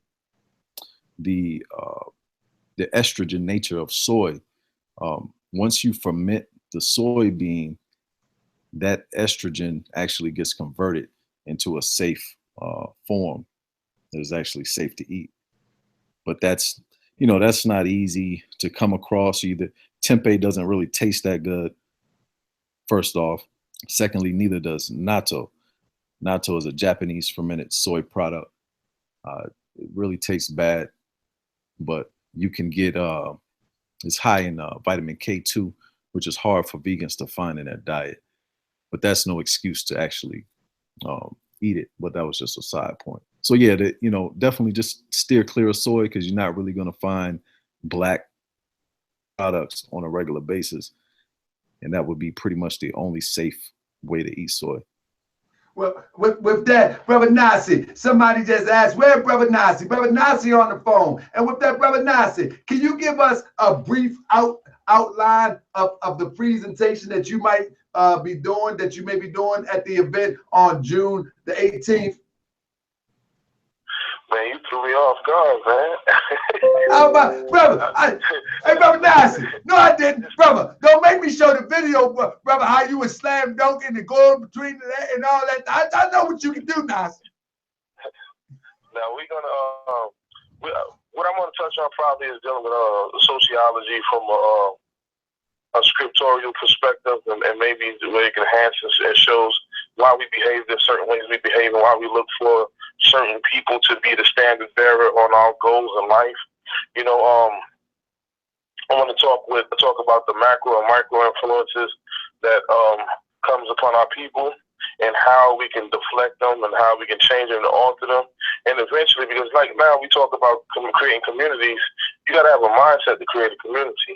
And because of the society we're in, we're not able, or we're hindered from creating the visions in our minds about liberations or creating a community. So we have to just start changing certain aspects of lessons of what we taught and start reprogramming ourselves as individuals.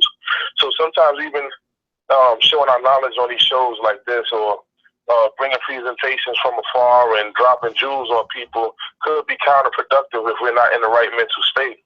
Because once a person gives the information that is valid and it's raw fact, then some people get excited, but it builds up that one person's ego until they destroy themselves. So we can go in this with a positive mindset and try to build up our people, but if we don't tackle the psychological and the sociological influence on our people, then we'll still be in the same mind frame, and people will be lusting after fame and glamour and all of that other stuff. So we got to be very careful. And that's just some things I want to touch, because a lot of the liberation that we see the ancients, they did a good job, our elders did a good job. But some of them got caught up in the government. How do they get caught up in the government? People offer them positions. That's positions right. come with money and financially. So just because these positions put us in the doorway or the gateway to basically selling our souls for more power. So, you know, we got to feel good about who we are and acknowledge our power, our true and living power of God, so we can move forward in some areas to know that, you know what, there's something beyond us. There's something greater than the power that's just harnessing within self right now that can allow us to manifest something that is superior. And then I think that this is what we're going to present, you know, just changing our mindset. Our minds are very destructive at this point, and we can do small things to change it, and we can do some workshops. It's really going to be fun, so people are going to dig deep in themselves, so it's going to be a little exciting. Yeah, man, I'm so looking forward to it. Let me ask you, and not you, brother, but I'm going to ask those that's in the chat room right now. If y'all are in the ATL area or nearby, y'all gonna come holler at your brother to Harper Bay, Nasi, and the Queen, and my brother Hernandez-El. I need a one or something. Y'all need to try. I'm coming from Baltimore. You know what I mean? Ain't nobody flying me out. I ain't got the slick whip to ride out. I got an all right car, but I'm gonna rent a car and do something. But so we all got to come out, and we got to. It says in the Holy Quran that you must pay. You must spend of what God has given you in the cause of Allah. And some of this information is going to be the information that will be the turning point for some people. So if you can, try your best to begin to arrange to meet me in the ATL with my brother Nasi, Hernandez-El, and my sister Naima, because we are going to have a good time. I might even spit some bars. I got a few bars. Don't sleep on me. I got some stuff. But anyway, sister Naima, I wanted to ask you, sis, what spiritual system, and when I'm speaking of spiritual system, I'm speaking of spirituality. What do you think? What type of spirituality is most effective for us to become in tune of ourselves? You know, because you say you went alone. you know, and that's consistent with the story of John. And Jesus went into the wilderness. And then they say John sit in silence. This comes out of the Holy Quran of the Moorish Temple of America. So what advice would you give to someone, some spiritual advice in trying to discover or rediscover themselves, to cleanse themselves and to begin a journey? Because basically that's what you explained what you did. That is exactly what I did, but I'm going to tell you, brother, first, my views on religion and spirituality is just this. It's all school. And whatever school that is needed for you to elevate at a moment in time in your life is the school that you should be in. You shouldn't fight it. You shouldn't think about what the master is saying you shouldn't do or should do, because the thing is, in each religion is some powerful information that may help you. When I was a Christian, I learned how certain disciplines when I was first growing up. But then I graduated out of that school of thought. Then I started studying with Rastas. I graduated out of that school of thought. I started studying with the Muslims and the Buddhists. You know, I've even studied with the Moors. I've studied many schools of thought, you know, and I would say from my studies, what I did was I pulled the best information and applied it to my life. If it made sense and it hit my spirit, that is what I applied to my life. And that is what I still apply to my life. So I would say spirituality is a very personal journey, and each person has to think about what their journey is. And if your journey has led you to stay in a school of thought, that's because you're needed there. That is where you're needed. And that is where you're being called to be. And you're going to have to be there and be there at your best and do the best you can there to help others that has been called there as well. And so what I was saying is how we think about unity is how we think about where we're different. We think about where we're the same.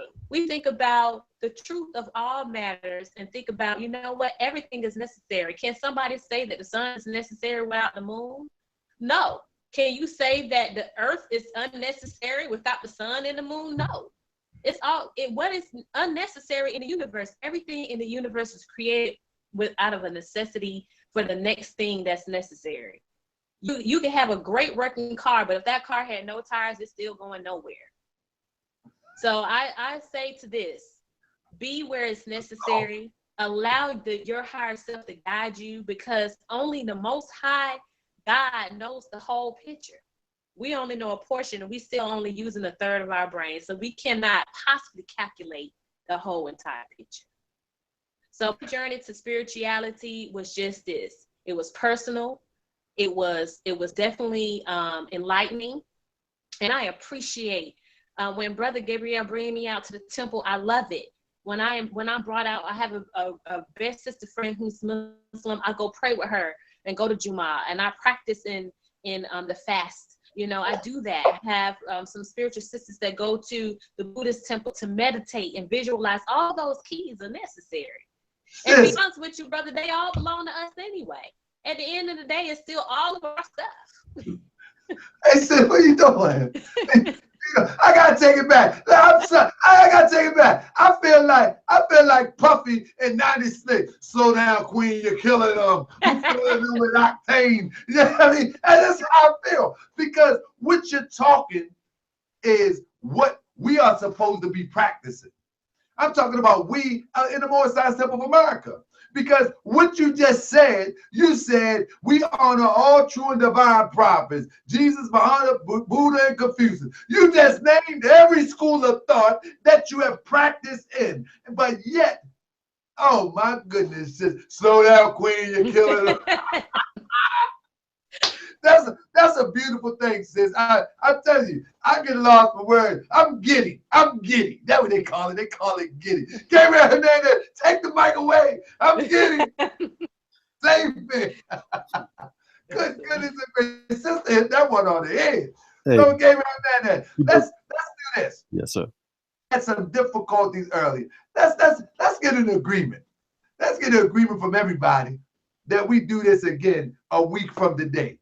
Can we please do this again a week from today? See if we can get Nasi on, and we can, man, this is beautiful. I think sister gonna be a regular. Nah, because I ain't gonna make her do the show with the sister out here. I gotta get G.Hernandez to host the show. If the sister come on, G.Hernandez host the show because I'll be excited. I'll be giddy, and we'll get out. All right. So anyway, let's try it next week. Brother Nasi, can we do this again next week so we can get you on here? And I'm gonna call you early. I'm gonna get you early, so we can test all the things that need to be, so we can get you on the screen. Because brothers in the chat asked about you. All right, definitely. I'm on for it. Just hit me up. That's what we're gonna do. We're gonna do it next week, and we're gonna do it at a reasonable time. Man, the people are good. We're gonna teach some lessons, and we're gonna build this up, try to get our people to come out and support this event that actually is going to benefit them in the long run, as well as us. Because without when one don't benefit, then we all got more work to do. It is what it is. When one just don't benefit from the lessons that we say uplift people, then guess what? We all have more work to do. Hernandez-El, can I get you on that, brother? I'm on it, brother. I'm there. So Nasi hung up on me. I hope Nasi, you ain't mad at me, are you? Are you mad at me? What'd I do? Hey, y'all gotta work with me. Y'all gotta work with me. Listen, family, y'all know me by now. Like, all right, let's have a talk. I'm looking at talk, y'all. Look, family, I'm loving life, right? There was a time in my life, right, that it's back in the day. People know me, man. I'm telling you, listen, before YouTube, I don't know if y'all on my Facebook page, but I was in the hood the other day. Hey, did you see me, Hernandez-El? Yeah, I saw you, brother. They were doing the memorial thing in the hood. Yep. Yeah, I was in the hood the other day. They love me in the hood. I'm talking about the OGs. One brother walked up to me. He was high as a kite. He said, "Yeah, boy, I see you doing your thing, boy." You know what I mean? That type thing. You know what I mean? Love me to death. So I'm used to attention. But at the point where I'm at now, I'm excited because I understand that it's our time. So when you see me, if you might call me silly, you may call me goofy, call me what you want. But I want you to get excited and understanding that it's our time. All we have to do is understand what part we're supposed to play to bring it to fruition. What part are you supposed to play? Are you building or are you destroying? Are you adding on or are you taking away? Which part are you playing? And then we're talking about, this is the era of time where we need real builders. We need real people that influence people to unite and build.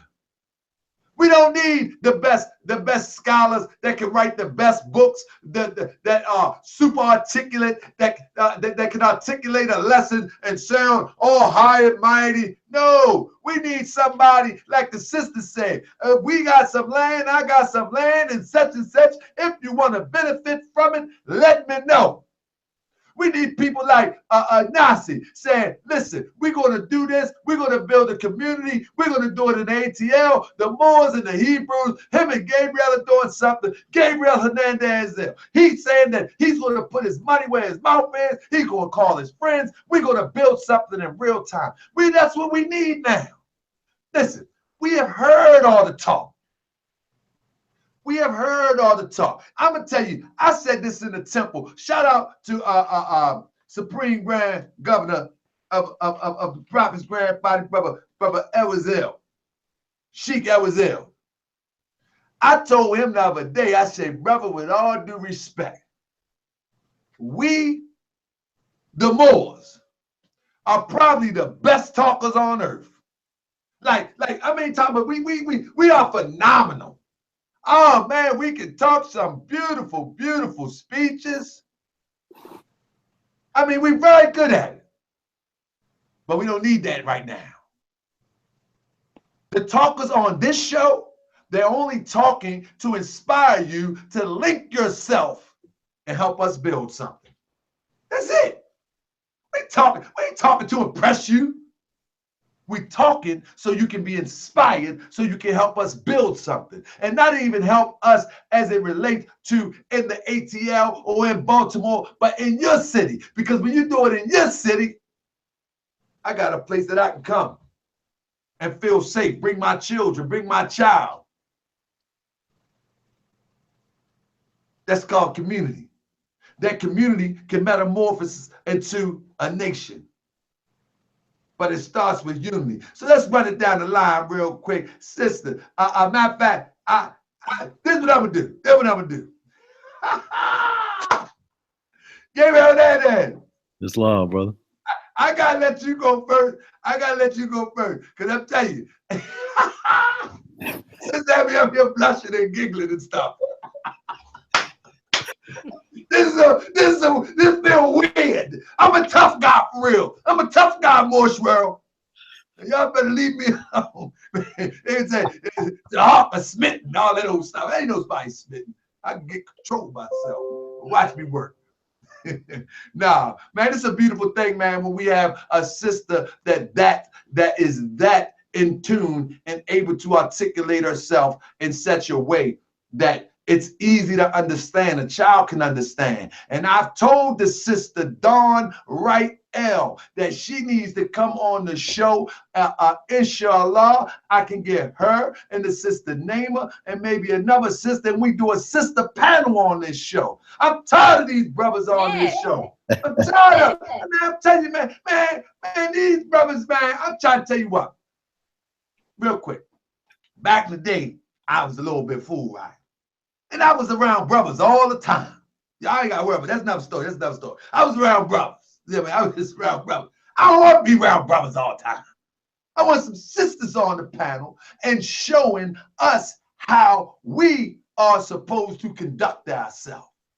The way we conduct ourselves, a lot of the time, depend on what the queen accepts. That's right. It is. It is what it is. That's what it is. When real men step forward, they are going to step forward because the queen demands that they conduct themselves in such a way. And the demand doesn't come with words. You just see the royalty and the majesty. You just see the divine and the queen, and you say, hold up, man, she ain't going for this fool. I got to clean myself up. Mm-hmm. And so if the sisters get straight, I will guarantee you the brothers fall in line. I guarantee you. If the sisters stop hanging out their little buns and their little breasts all the time, I mean, if they fix their mouth the way they talk, then Yoski, he ain't going to talk to the sister the way he talk. I'm trying to tell you, if the sisters straighten up, the brother's going to fall in line. I'm trying to tell you what I know. If the sister tell the brother pull their pants up, they're going to pull them up. I'm trying to tell you. So we need more sisters to become, to awaken. So we're going to put a sister panel on here. And any sister that says she don't want to come on here, and I know the talent that she has for uplifting our people, I'm going to throw her under the bus. No, I'm playing. They're going under the bus, the front wheel. There's everybody. They're going under the bus. But with that, Brother Hernandez-El, I was going to let the sister go, but I'm gonna let the sister close out. So she's our special guest. This is the first sister that ever came on to Moorish World TV, and this was a great show, a great presentation. The chat looked good. When we come down, we're gonna come down looking good. That people have been paying attention, and I'm feeling good about this. And we're gonna do this again next week. But Hernandez-El, in closing, do you have anything you want to share with us, brother? Family, all I just want to say in closing is that if you are in the Atlanta area or close by, definitely find yourself in the building. You definitely want to be there. It's going to be a monumental event. It's going to we're also going to be having this at a place called the G.Hernandez-El Cultural Hall. Phenomenal vegan cuisine, Abyssinian cuisine.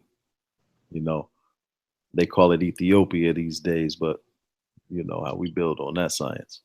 So basically, you know, family, if you're going to be in the area, come join us. We are going to have a wonderful time. That is also earlier in the day. Join us for our temple meeting. It's in the same building. So we're just going to make it a whole day. And we're going to be building, sharing, bringing out solutions. Because a lot of times, you know, you can go to a lot of these, you know, like the brother said, you can go to these YouTube shows, you can go on Facebook. You're going to get a lot of rhetoric. You're going to get a lot of people telling you their theory, their opinion, and that's all fine and good. But we need tangible, working tools and solutions. That's all I want to say. Peace. Peace. And so with that, sister, the floor is yours. Take as long as you like. Take over the show. The queen is in the building.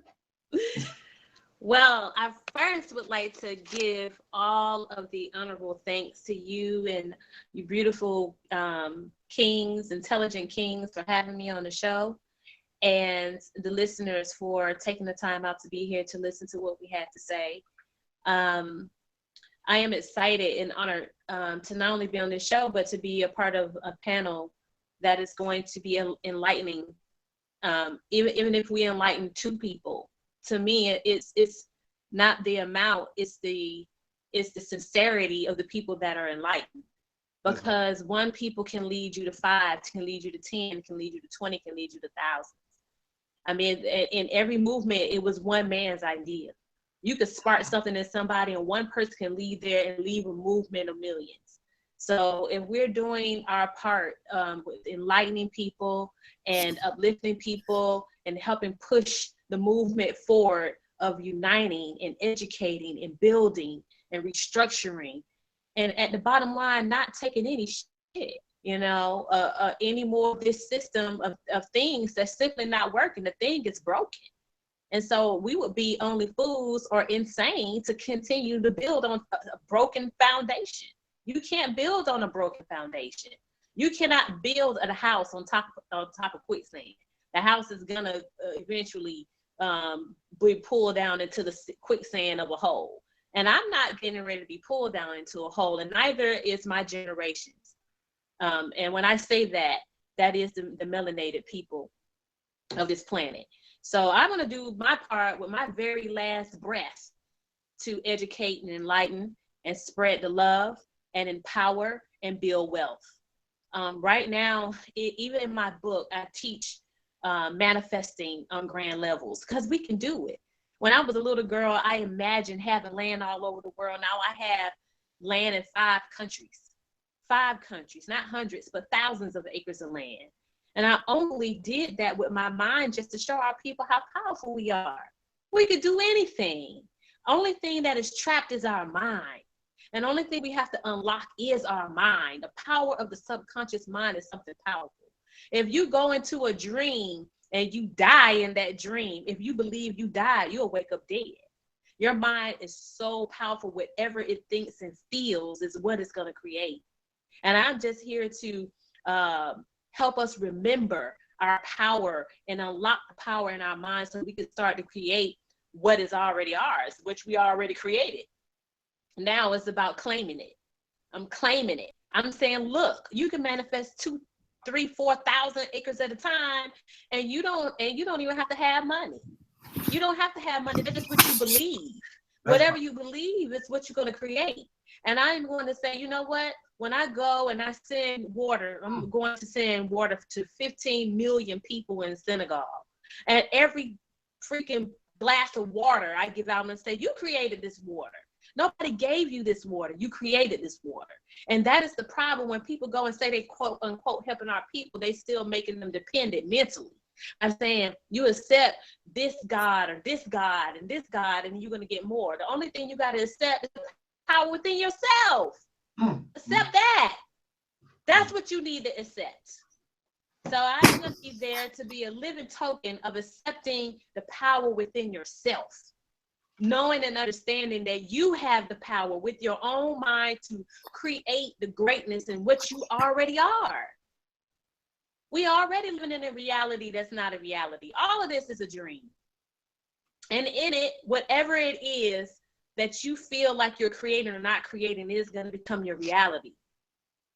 So therefore, my mission, my global mission of giving clean water, food, clothing, and shelter is the same mission that these people have had, but to do the reverse damage.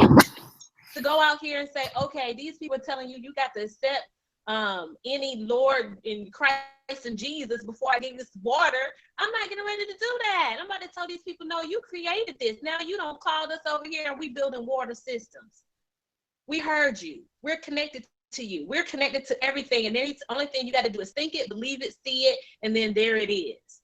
We're doing the same thing with food, and the same thing with education, and the same thing with sustainable living. So I am going to be there talking about that at the panel. I'm going to be definitely in the website. I would love for everybody to go to get your pens and paper out right now. Write down this website, www.weareomg.com. Okay. And the OMG, I proudly say, stands for Outstanding Motivational God Goddesses. Because that's what we are. We're motivational, and we got the energy of God within ourselves. And we could do this work. And we're totally capable and got every tool we need to create these new systems in which we are in the process and already have created. My book will also be ready by June 18th. I'll be there I fly out the next day to Ghana. So I'll be there and I'll be leaving quickly because I got to be on a flight very early to Ghana. So I'm going to apologize in advance for having to leave the panel early, but I will be bringing my book. I'll be actually blessing at least 10 people with the book. I do plan to sell 50 books because each book somebody sells is not going to only help yourself, because it comes with a full detox program, a 30-day detox program in the book. But every book sold go towards giving someone clean water or food or clothing or shelter or education. I am not keeping a dime of the money for the book for myself. Every dime goes towards helping another person. So it's a two-way help. It helps you when you read it because it'll liberate and elevate you to the next level. So as well, because I talk about emotional detoxing, because a lot of people don't talk about that. Emotional detoxing is just as important as cleaning the dead fecal matter out of your intestines, because you have dead fecal matter in your mind, and you're gonna have to clean that out. That is what's in your subconscious thoughts. You got to clean that out. All those old programs got to be cleaned out before you can start putting in the new. So I talk about that as well as the body, the mind, the spirit. But the beautiful thing about that is this book is going to help quite a few people. So I'm very, very honored to have been blessed with the knowledge to write that book and put that book out. And it is called Raise Your Vibration Now. That is the name of the book.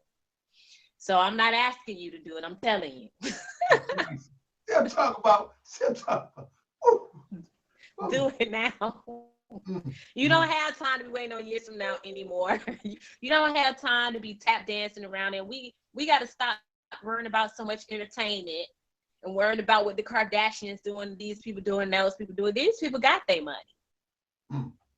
We need to be thinking about what we doing. We don't need to be jumping on every trend and every tweet and every issue of these wealthy people. We need to be thinking about what we're doing and how we're going to band our resources together and how we're going to create something that is going to stand the test of times like our great Kemites did. So once again, I'm honored. Thank you, brother, for having me. Thank you, Gabriel, Dr. Hernandez, for inviting me here to speak on this show. And I'll be looking forward to the panel discussion. Oh, my goodness. Let me tell you something. It was mine. Hey, let me tell you something. I got to thank Gabriel Hernandez myself. Brother, right now, he said, my ethers, I'm on the ether plane. Let me tell y'all a story real quick. I'm a story guy. One time, I was coming from convention one time, and me and the Supreme Grand Governor got pulled over, not Supreme Grand Historian, we got pulled over. And the police said, why you was going so fast? He said, oh, we just came from the Moorish American Convention, and I was on the ether plane. And the officer looked at him and said, huh? Like he was crazy. So I'm telling y'all now that I'm on the ether plane. That sister said some things that is so universal and consistent with our universal prophet that it raised my ethers, it raised my spirit to the rate of quickening the vibration. What am I saying? Every time the sister's speaking, my mind is going back to the things that the prophet was saying. That's right. Case in point, the sister said we need to understand basically, and I'm paraphrasing, the power within ourselves. We need to think it, we need to see it, and then it is, and we can make it happen. In the Holy Quran of Mecca, it says, Allah says to a thing, be, and it is. Now, when we start talking about Allah, and you start talking about some spook outside yourself, not around here. It might not happen. But when you start learning the lessons of the Prophet Noble Drew Ali, he teaches you about the law that speak within. Let me read something for you. Chapter 8 of the Holy Quran of the Moorish Science Temple of America. Divinely prepared. Chapter 8. Chapter 8, verse 6. It says, Allah lives not in the noise of tongues.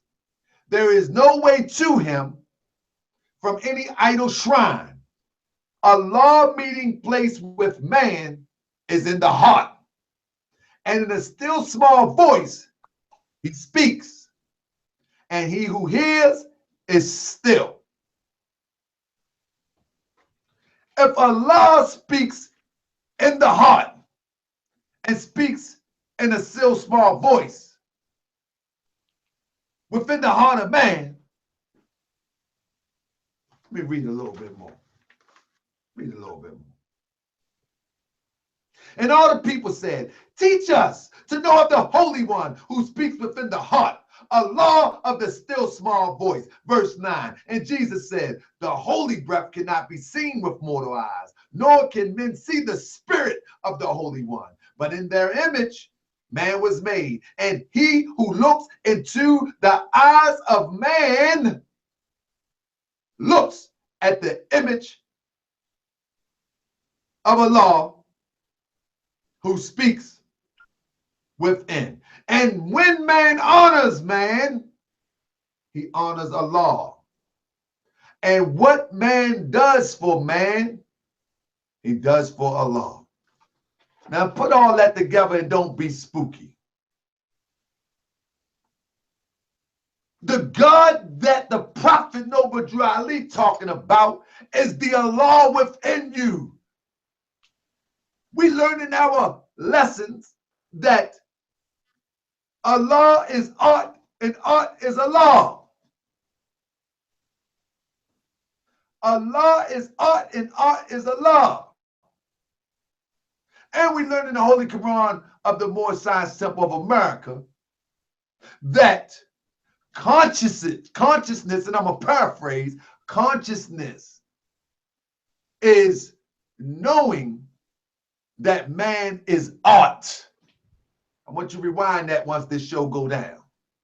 It is the consciousness that man is art. Jesus said, ye are all gods, children of the Most High. You say be, and it is. I'm going to leave you on that note.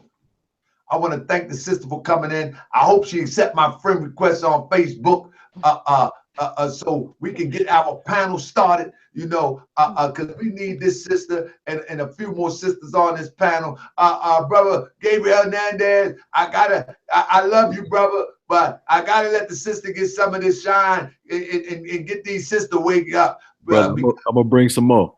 I'm going to bring some more powerful sisters to the show. Yeah. Oh, my goodness. I'm coming, George Elizabeth. It's down up there with you. Now I'm playing. Anyway, The problem is this. We didn't have any sisters on here, and if you go on all these other platforms, Moorish platforms in particular, you don't see no sisters. You don't see no sisters. I got a problem with that.